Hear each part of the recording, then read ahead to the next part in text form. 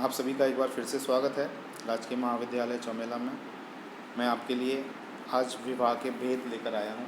तो विवाह के भेद या फॉर्म ऑफ मैरिज के बारे में आज हम चर्चा करेंगे। विवाह में सम्मिलित होने वाले वर और वधू की संख्या के आधार पर विवाह के प्रमुख दो भेद हैं। पहला एक विवाह और दूसरा बहुविवाह। दूसरा जो प्रकार है बहुविवाह, उसके भी तीन भेद होते हैं: बहुपति विवाह, बहुपत्नी विवाह और समूह विवाह। चलिए तो आज हम इन सभी प्रकारों पर चर्चा करें।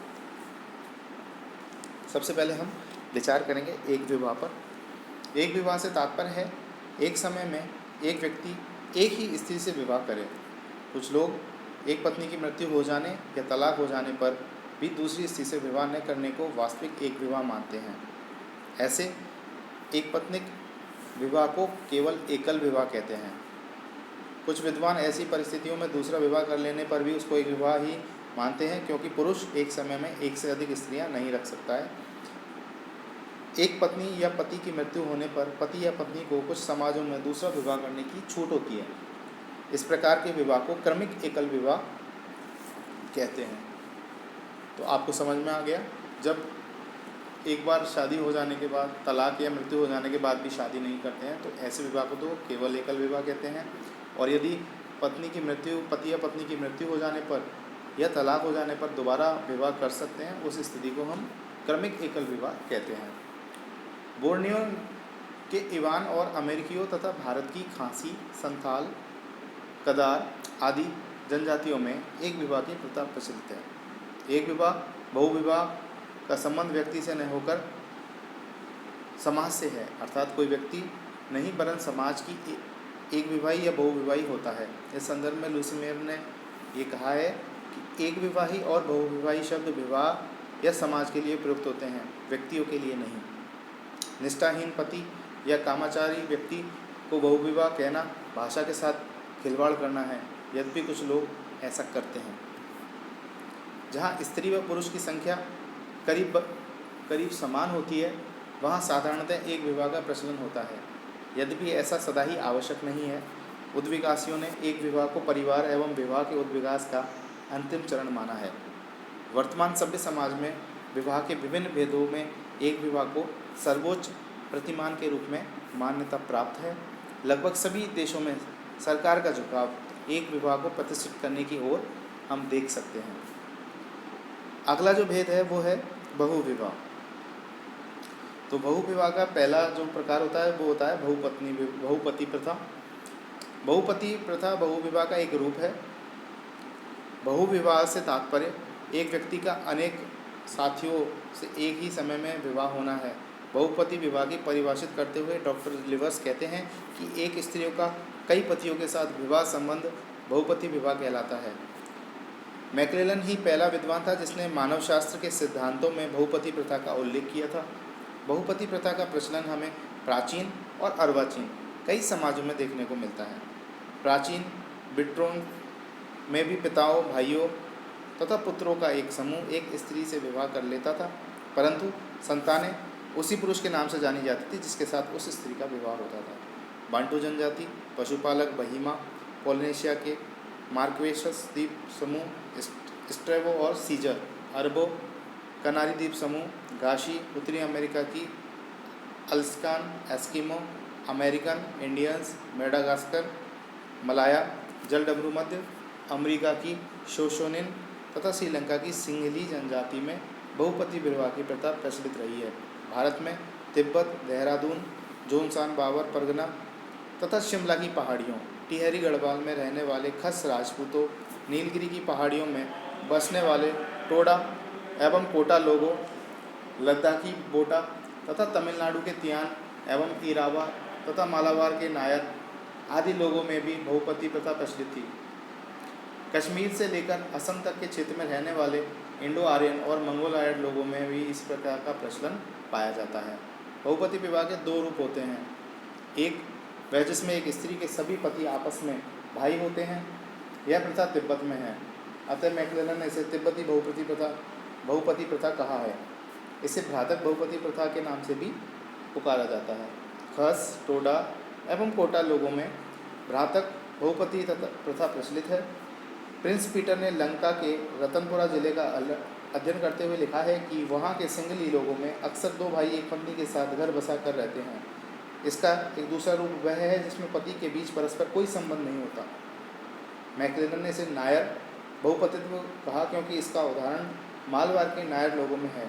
इसे अभ्रातक बहुपति प्रथा कहते हैं। बहुपति प्रथा को हम मातृपक्ष एवं पितृपक्ष दोनों से जोड़ सकते हैं। टोडा, खस एवं कोटा आदि में पितृपक्षीय बहुपति प्रथा प्रचलित है, जिसमें स्त्री विवाह के बाद या तो पतियों के सामूहिक निवास पर जाकर रहती है या बारी बारी से सभी पतियों के पास कुछ समय के लिए रहती है। जिस समय वह एक पति के साथ रहती है उस समय दूसरे पतियों को उस पर कोई अधिकार नहीं रहता है। मातृपक्षीय बहुपति विवाह परिवार में स्त्री अपनी माँ के परिवार में या मूल निवास पर ही रहती है और पति ही बारी बारी से वहाँ निवास के लिए आते रहते हैं। यह प्रथा मातृवंशीय नायर लोगों में पाई जाती है। अब हम चर्चा करेंगे कि बहुपति प्रथा के प्रचलन में आने के कारण क्या थे। वेस्टरमार्क का मत है कि बहुपति विवाह का मुख्य कारण लिंग अनुपात का असंतुलन होना, अर्थात समाज में स्त्रियों की तुलना में पुरुषों की अधिकता होना है। ऐसा इसलिए होता है कि कई समाजों में जीवन बड़ा संघर्ष में होता है। इस संघर्ष में स्त्रियां भार स्वरूप समझी जाती हैं, अतः उन्हें पैदा होते ही मार दिया जाता है। इससे स्त्रियों की कमी और पुरुषों की अधिकता हो जाती है।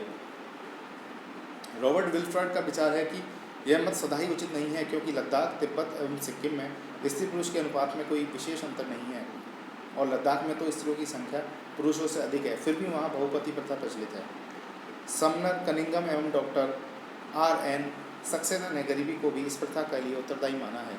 जो लोग पहाड़ों में रहते हैं उन्हें वहाँ खेती योग्य भूमि की कमी एवं अपर्याप्त कृषि के कारण जीवन यापन के लिए कठोर श्रम करना होता है।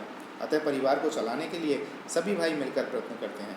स्वयं स्त्री भी चाहती है कि उसके एक से अधिक पति हों, जिससे उसकी व उसके बच्चे की सुरक्षा हो सके। अफ्रीका की बहिमा जनजाति में बहुपति प्रथा का प्रचलन वधु मूल्य की अधिकता के कारण है। अतः उसे जुटाने के लिए सभी भाई मिलकर प्रयत्न करते हैं और उस स्त्री पर सभी भाइयों का सामूहिक अधिकार होता है, परंतु स्त्री के गर्भवती होते ही दूसरे भाइयों का उस पर से अधिकार हट जाता है और वह केवल उसी भाई की पत्नी रहती है जिससे लिए अन्य भाइयों ने वधु धन जुटाने में सहयोग लिया था। एस्किमो में नाइजीरिया की गुआरी जनजाति में भी आर्थिक कारणों से बहुपति प्रथा पाई जाती है। एस्किमो लोगों का जीवन प्रकृति से संघर्षमय है, वहाँ भी लड़कियों को मारने की प्रथा रही है। गुआरी जनजाति में स्त्री अपने विभिन्न नगरों में रहने वाले पतियों के साथ अपनी इच्छानुसार जाकर रहती है। कभी कभी संपत्ति के विभाजन को रोकने के लिए भी इस प्रथा का पालन किया जाता है, जिससे कि सभी भाइयों की संपत्ति सामूहिक बनी रहे। टोडा लोगों में भी स्त्री पुरुष के अनुपात का असंतुलन तो है ही, साथ ही वे संपत्ति विभाजन से बचने के लिए भी बहुपतित्व का पालन करते हैं। एक मान्यता यह भी है कि बहुपतित्व में प्रजनन दर कम होती है, अतः जनसंख्या को मर्यादित रखने की लालसा के कारण भी इस प्रथा का प्रचलन हुआ। अब बहुपतित्व के विभिन्न परिणामों को हम पढ़ लेते हैं कि क्या परिणाम निकलते हैं बहुपतित्व विवाह के। इस प्रकार के विवाह में स्त्री से उत्पन्न होने वाली संतानों की संख्या कम होती है तथा जो संतानें होती हैं उसमें भी पुरुष संतानों की संख्या अधिक होती है। अतः यह क्रम पीढ़ी दर पीढ़ी चलता रहता है। कई स्त्रियों में बहुपति प्रथा से बाझपन आ जाता है। ऐसा कौन से जैविक कारण से होता है यह अभी तक स्पष्ट नहीं हुआ है। स्त्री में विभिन्न पुरुषों के साथ सहवास के कारण गुप्त रोग बढ़ जाते हैं एवं शरीर क्षीण हो जाता है। ऐसी स्थिति तलाक की समस्या पैदा करती है। बहुपतित्व ने समाज में नैतिकता का दोहरा मापदंड पैदा किया है। खस लोगों में एक स्त्री को विवाह के बाद अपने ससुराल में कठोर वैवाहिक नियमों का पालन करना पड़ता है, परंतु वही स्त्री जब अपने पिता के घर जाती है तो उसे यौन व्यवहार की छूट होती है। इससे विवाहेतर यौन संबंध स्थापित होने की संभावना बढ़ जाती है। अब हम यहाँ पर खस एवं टोडा जनजाति में पाए जाने वाले बहुपति प्रथा का अध्ययन करेंगे। सबसे पहले हम करेंगे खस जनजाति में। खस राजपूत देहरादून जिले के जौनसार, बाबर परगना, टिहरी, गढ़वाल और हिमाचल में कुछ भागों में निवास करता है। ये लोग अपने को पांडवों की संतान मानते हैं और भ्रातक बहुपति प्रथा का पालन करते हैं। यद्यपि सभी खस इस प्रथा का पालन नहीं करते हैं। खस लोगों में सबसे बड़ा भाई ही विवाह करके स्त्री लाता है और शेष भाई स्वतः ही उस स्त्री के पति हो जाते हैं। एक माँ से उत्पन्न सगे भाई एक या एक से अधिक स्त्रियों से सम्मिलित रूप से विवाह कर लेते हैं और वह स्त्री या स्त्रियां सभी भाइयों की सामूहिक पत्नियां या पत्नी होती हैं, परंतु बड़े भाई का ही पत्नी पर विशेषाधिकार होता है। वही पत्नी से अन्य भाइयों के यौन व्यवहार तय करता है। जब बड़े भाई व अन्य छोटे भाइयों की आयु में अत्यधिक अंतर होता है तो छोटे भाइयों के लिए अलग से पत्नी आ सकती है, लेकिन उससे विवाह सबसे बड़ा भाई ही करेगा। नई बहू के साथ बड़ा भाई यौन संबंध रखेगा या नहीं, यह उसकी इच्छा पर निर्भर करता है। इस प्रकार के विवाह से कई विचित्रताएं पनपती हैं। कभी कभी पत्नी व पति की आयु में बहुत अधिक अंतर हो जाता है। पत्नी की आयु 30 वर्ष हो सकती है और पति 1 वर्ष भी। 1 वर्ष की आयु का व्यक्ति भी अपने भाई द्वारा लाई हुई स्त्री का पति होता है और वह उस स्त्री से उत्पन्न संतानों का पिता भी। इस आधार पर कभी कभी पिता का जन्म पुत्र के बाद भी हो सकता है। इन लोगों में संतान निर्धारण का क्रम इस प्रकार है कि प्रथम संतान सबसे बड़े भाई की होती है। इसी तरह आयु के अनुसार क्रम चलता रहता है। यहाँ हमें प्राणीशास्त्रीय पिता एवं सामाजिक पिता का भेद जानना होगा। प्राणीशास्त्रीय रूप से तो कोई भी भाई संतान का पिता हो सकता है, पर सामाजिक रूप से पिता वही भाई माना जाएगा जो क्रम द्वारा निर्धारित है। स्त्री को ये लोग संपत्ति के रूप में मानते हैं और इनमें तलाक की प्रथा प्रचलित है। जब परिवार का विभाजन होता है तो बंटवारा उतने ही हिस्सों में किया जाता है जितनी पत्नियाँ होती हैं। प्रत्येक पत्नी के बच्चे संपत्ति को या तो आपस में बांट लेते हैं या समृद्ध रूप से रख लेते हैं। पत्नियों का भी बंटवारा होता है। एक माँ के पुत्र एक या एक से अधिक स्त्रियों को सम्मिलित रूप से रख सकते हैं। खस लोगों में इस प्रथा का प्रचलन अनेक कारणों से है। इन लोगों का विश्वास है कि पांडु की संतान है, अतः इस प्रथा का पालन करना धर्म है। संपूर्ण खस प्रदेश एक पहाड़ी भाग है। खेती योग्य भूमि की कमी है। जो कुछ खेती होती है वह सीढ़ीनुमा खेत बनाकर की जाती है, लेकिन भरण पोषण के लिए कृषि ही पर्याप्त तो नहीं है। परिस्थितियाँ ऐसी हैं कि उन्हें बहुपतित्व का पालन, इसके लिए वो घर में एक भाई भेड़ चढ़ाने का काम करता है। इस प्रकार भौगोलिक व आर्थिक परिस्थितियाँ ऐसी हैं कि उन्हें बहुपतित्व का पालन करना होता है। स्वयं स्त्री भी चाहती है कि उसके एक से अधिक पति हों, जिससे उसका व उसके बच्चों का भरण पोषण आसानी से हो सके। पुरुषों की तुलना में यहाँ स्त्रियों का भी अभाव है। इसका एक कारण लड़कियों के पैदा होते ही उन्हें मार देना है। ऐसी परिस्थिति में स्त्री की कमी होने से बहुमूल्य भी बढ़ जाता है और जिसे सभी भाई मिलकर चुकाते हैं। बहुमूल्य बढ़ जाने से सभी भाई उसको मिलकर चुकाते हैं। इस प्रकार खस लोगों में बहुपतित्व विभिन्न भौगोलिक, धार्मिक, जनांकीकी तथा धार्मिक आर्थिक कारणों का परिणाम है। वर्तमान में इन लोगों में बहुपतित्व धीरे धीरे समाप्त होता जा रहा है। अब हम अध्ययन करेंगे टोडा जनजाति का। नीलगिरी पर्वत पर निवास करने वाली टोडा जनजाति में भ्रातक बहुपति विवाह प्रथा प्रचलित है। सभी भाई एक स्त्री से विवाह करते हैं, यहाँ तक कि बाद में पैदा होने वाले भाई भी उस स्त्री के पति माने जाते हैं। डॉक्टर रिवर्स अपने अध्ययन में आधार पर यह बताते हैं कि कभी कभी ये भाई सगे न होकर सगोत्री भी होते हैं। एक ही माता से उत्पन्न सौतेले भाई एक स्त्री से विवाह कर सकते हैं। रिवर्स का मत है कि टोडा लोगों में किसी समय बहुपतित्व की प्रथा इतनी दृढ़ भात प्रदान नहीं थी जितनी वह इस समय है। इन लोगों में संतान निर्धारण का एक सांस्कृतिक तरीका प्रचलित है। जब स्त्री गर्भवती होती है तो भाइयों में से कोई भी उसे 5वें महीने में एक तीर व धनुष भेंट करता है। यह प्रथा पुरुषोत्पिमी नाम से जानी जाती है और उत्पन्न होने वाली संतान का पिता सामाजिक रूप से यही भाई माना जाता है, चाहे प्राणीशास्त्र रूप से उसका पिता कोई अन्य भाई भी हो सकता है। दूसरी बार स्त्री के गर्भवती होने पर जब यही संस्कार दूसरे भाई द्वारा किया जाता है तो संतान उसकी मानी जाती है।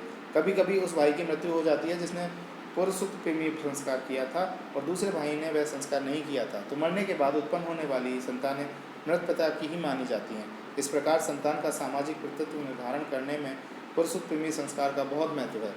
पितृत्व निर्धारण की यह विधि इसलिए अपनाई गई होगी कि कई बार पति भिन्न भिन्न गाँव में होते थे तो स्त्री को उनके पास थोड़े थोड़े समय रहना पड़ता था। ऐसे में पितृत्व निर्धारण का कार्य कठिन होता था। अतः पुरुषोत्पिमी संस्कार ही वह विधि थी जिसमें पितृत्व का निर्धारण किया जा सकता था। दूसरा कारण यह है कि टोडाओं में एक स्त्री के कई प्रेमी होते हैं। उनके यहाँ व्यभिचार या परिस्त्री ग्रहण जैसे शब्द नहीं है। लैंगिक स्वच्छंदता क्षम्य है। अतः संतान का पितृत्व उसकी माता के कानूनी पति पर ही थोप दिया जाता था। इसलिए भी पुरुषोत्पिमी संस्कार महत्वपूर्ण है। अधिकांशतः सामाजिक पितृत्व सबसे बड़े भाई को ही प्रदान किया जाता है। फिर भी सभी भाई समान रूप से पिता माने जाते हैं और संतानों को उनके पिता का नाम पूछने पर वे किसी भी भाई का नाम ले सकते हैं, लेकिन अधिकतर प्रभावशाली एवं प्रसिद्ध भाई को ही नाम लिया जाता है। यदि कोई भाई घर छोड़कर चला गया है और अपना अलग व्यवसाय करने लगा है तो वह संतानों का पिता कहलाने का अधिकार भी खो देता है और उस स्त्री का पति भी नहीं रहता। इस प्रकार एक व्यक्ति पति व पिता के अधिकारों का उपयोग अन्य भाइयों के साथ ही करता है। बड़े भाई की मृत्यु होने पर छोटे भाइयों को उसकी विधवा पत्नी से विवाह का अधिकार होता है। टोडा लोगों में कई लोग अपनी अलग अलग पत्नियां भी रखते हैं। टोडाओं में बहुपतित्व का कारण स्त्री की कमी और पुरुषों की अधिकता है। डॉक्टर रिवर्स इस असंतुलन का कारण टोडाओं में बालिका वध की प्रथा को मानते हैं। डॉक्टर रिवर्स ने यह भविष्यवाणी की थी कि टोडा लोगों में बहुपतित्व की प्रथा व बहुपत्नित्व की प्रथा का मिश्रण होने पर एक पतित्व की प्रथा का विकास होगा। भारत में खस, टोडा, नायर आदि के अतिरिक्त इरावन, टियान, कुर्गवासियों एवं कोटा लोगों में भी बहुपति प्रथा का प्रचलन पाया जाता है। अब हम चर्चा करेंगे बहुपत्नी विवाह का। बहुपत्नी विवाह का अर्थ क्या होता है? एक पुरुष एक से अधिक स्त्रियों से विवाह करे। इस प्रकार के विवाह पर धनवान एवं शक्तिशाली लोगों का ही विशेष अधिकार रहा है। विश्व में अफ्रीका ही वह भूमि है जहाँ यह प्रथा सर्वाधिक फली फूली। यहाँ राजा और राजक सैकड़ों पत्नियाँ रख सकते थे। यहाँ भिन्न भिन्न स्त्रियों की संतानों को विशेष शब्दों से पुकारते थे और उन्हीं के आधार पर वे पहचानी जाती थी कि वे किसकी संतान है। इससे सगे भाई व अर्ध भाइयों में भेद जाना जा सकता था। इस्लाम में बहुपत्नी प्रथा व्यापक रूप से प्रचलित रही है। ओशनिया में भी विशिष्ट लोगों में यह प्रथा देखी जा सकती है। मलेशिया में यह वृद्ध पुरुषों का विशेषाधिकार है। एडिस्टन द्वीप में राजाओं द्वारा उन लोगों को बहुपत्नित्व का अधिकार होता था जिन्होंने युद्ध में 10 सिर काटे हों। युगांडा की बागंडा जनजाति में राजा एवं उसके सहायक प्रधानों में एक साथ कई स्त्रियां रखने का रिवाज था। कठिन आर्थिक परिस्थितियों के कारण हर व्यक्ति सहायता चाहता है, अतः वह जनजाति में प्रत्येक सदस्य एकाधिक पत्नी की कामना रखता है। राजनीतिक व आर्थिक समृद्धि के साथ साथ एक व्यक्ति की पत्नियों की संख्या भी बढ़ती जाती है। बागंडा लोगों में बहुपत्नित्व का एक कारण यह भी है कि राजाओं के उत्तराधिकारी पुत्र के अतिरिक्त अन्य पुत्र को होते ही मार दिया जाता था, अतः स्त्रियों की संख्या बढ़ जाती थी। इसके अलावा राजा जब किसी पुरुष से नाराज़ हो जाता था तो उसे मौत की सज़ा देता था। साथ ही इस जनजाति के पड़ोसी जनजातियों से युद्ध होते रहते थे जिनमें पुरुषों के मारे जाने से समाज में उनकी संख्या कम हो जाती थी। ऑस्ट्रेलिया, न्यूजीलैंड एवं भारत में भी बहुपत्नित्व पाया जाता है। भारत में नागा, गोंड, बैगा, भील, टोडा, लुशाई और मध्य भारत की अधिकांश प्रोटो ऑस्ट्रेलियाड जनजातियों में यह प्रथा प्रचलित है। बंगाल में अनुलोम विवाह एवं कुलीन विवाह की प्रथा के कारण बहुपत्नित्व प्रचलित है। दक्षिण में नंबूदरी ब्राह्मणों में भी यह प्रथा प्रचलित है। बहुपत्नी प्रथा का एक रूप द्विपत्नी प्रथा भी है। इसमें एक पुरुष एक साथ 2 स्त्रियों से विवाह करता है। आरेगन तथा एस्किमो जनजाति में यह प्रथा प्रचलित है। दक्षिणी भारत की कुछ जनजातियों में भी यह प्रथा पाई जाती है। बहुपत्नित्व प्रथा के कारण क्या है? तो इनके कारणों पर हम चर्चा करते हैं। पहला है पुत्र प्राप्ति की लालसा। हिंदुओं में पुत्र का धार्मिक महत्व है, अतः एक स्त्री से कोई संतान नहीं हो तो केवल पुत्री हो या पुत्रियाँ ही हो तो पुरुष दूसरा विवाह पुत्र प्राप्ति के लिए करता है। आर्थिक कारण, अधिकांश जनजातियाँ पहाड़ी भागों में रहती हैं और ऐसे क्षेत्रों में रहती हैं जहाँ जीवन यापन के लिए प्रकृति से कठोर संघर्ष करना पड़ता है। अतः आर्थिक क्रिया कई सदस्यों की एक सहयोगी क्रिया है। अधिक स्त्रियां होने पर उन्हें खेतों में मजदूर के रूप में काम पर लगाया जा सकता है और वे गृह कार्य में सहयोग भी प्रदान करती हैं। पत्नियां सामाजिक प्रतिष्ठा की भी सूचक हैं। धनवान, जमींदार और ऐश्वर्यशाली व्यक्ति एकाधिक पत्नियां इसलिए रखते हैं कि इससे उनकी सामाजिक प्रतिष्ठा बढ़ती है।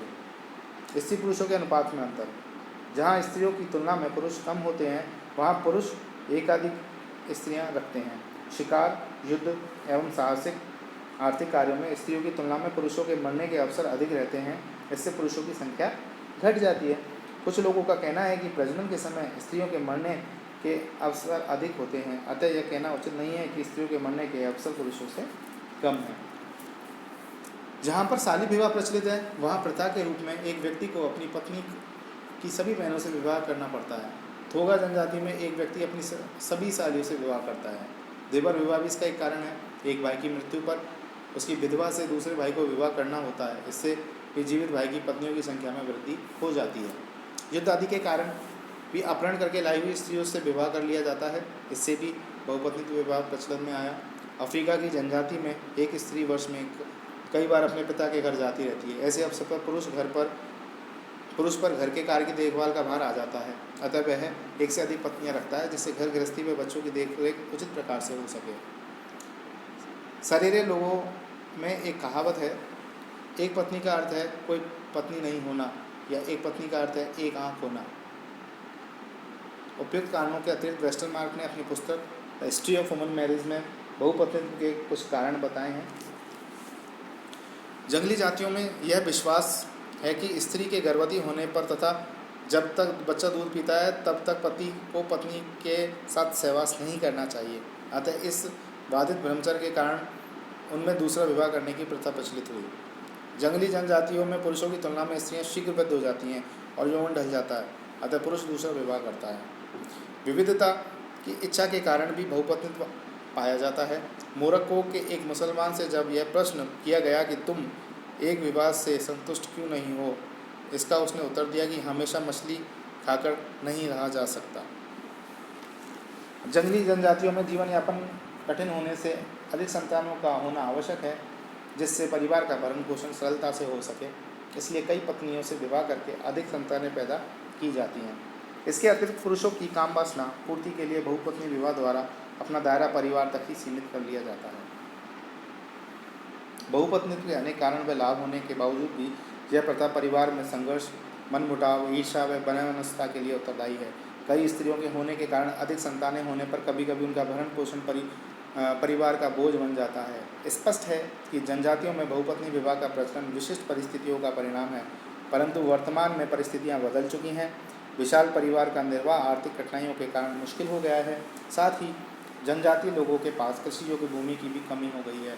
आधुनिकीकरण की प्रक्रिया से प्रभावित जनजातीय लोग अब बहुपत्नी विवाह प्रथा को छोड़ते जा रहे हैं। अब हम चर्चा करेंगे समूह विवाह की। समूह विवाह में पुरुषों का एक समूह स्त्रियों के एक समूह से विवाह करता है और समूह का प्रत्येक पुरुष समूह की प्रत्येक स्त्री का पति होता है। परिवार और विवाह की प्रारंभिक अवस्था में यह स्थिति रही होगी, ऐसा उद्विकासियों की धारणा है।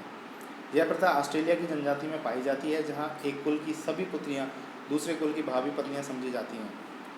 वेस्टरमार्क का मत है कि ऐसे विवाह तिब्बत, भारत एवं लंका के बहुपति विवाह प्रथा वाले समाजों में पाए जाते हैं। डॉक्टर RN सक्सेना का मत है कि बहुपति विवाह समाजों में आर्थिक स्थिति में सुधार होने पर पुरुष एकाधिक स्त्रियां रखते हैं या पृथक से स्त्रियां रखते हैं और एक विवाह अस्तित्व में आता है।